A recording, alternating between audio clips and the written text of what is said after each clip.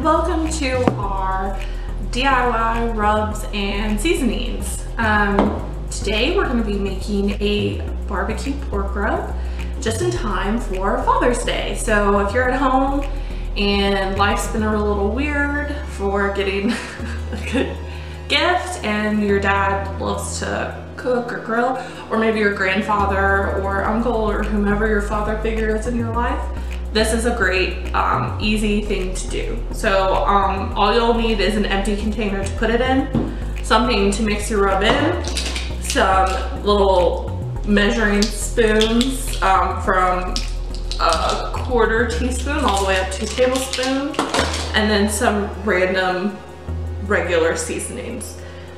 Today we're doing the barbecue pork rub, so we will need our onion powder, paprika, chipotle chili powder, salt,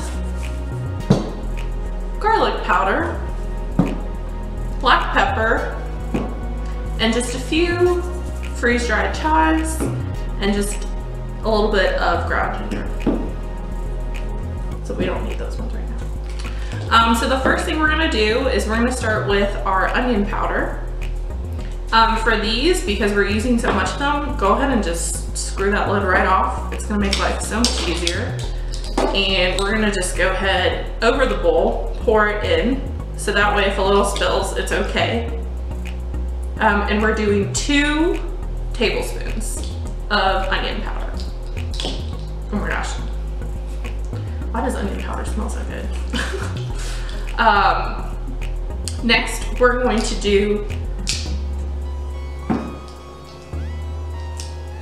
1.5 teaspoons of paprika.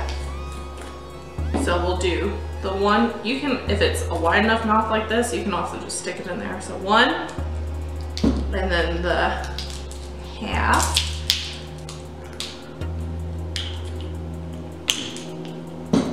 Of just regular paprika. You can also use smoked paprika, and if you do that, you could do 2 tablespoons of smoked paprika and none of the chipotle chili powder, or you can do a little chipotle chili powder too.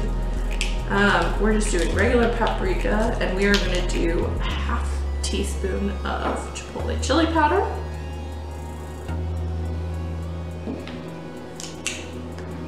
This is smelling so good. And then we're gonna do a heaping tablespoon of garlic powder. So this one we're gonna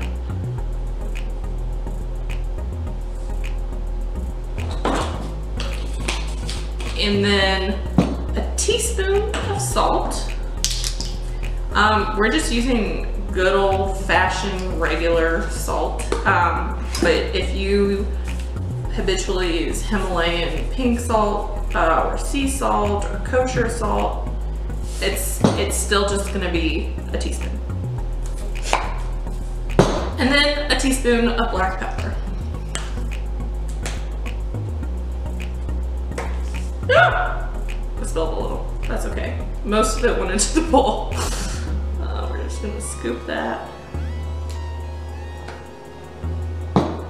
And then we're gonna take our quarter teaspoon and do just a quarter teaspoon of ginger, because ginger is a very strong flavor, but it's gonna taste really good with that chipotle flavor. We're gonna go ahead and give this a good mix right here. You can whisk it, you can just use a spoon, but you want it to blend in a way that it's hard to tell that it was once a bunch of different ingredients.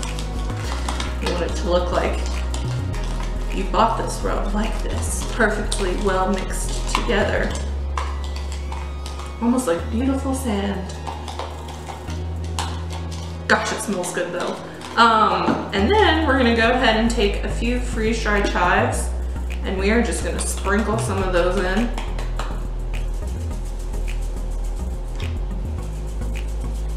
You don't have to do that. That's completely optional. If you don't like chives, or if you don't have freeze-dried chives already, you don't have to go to the store just to get them. I just like chives. So I like having them in my rub. Okay, so then you can either scoop or pour into your container. We have these little 4-ounce mason jars. They fit perfectly. And I have these lovely bowls that I can just pinch and pour from. So we're just gonna go ahead and do that. And it should just be perfect. And it is. So it filled it right on up. And that will last a nice long while, like most rubs. If you're not sure exactly how long it will last, just check the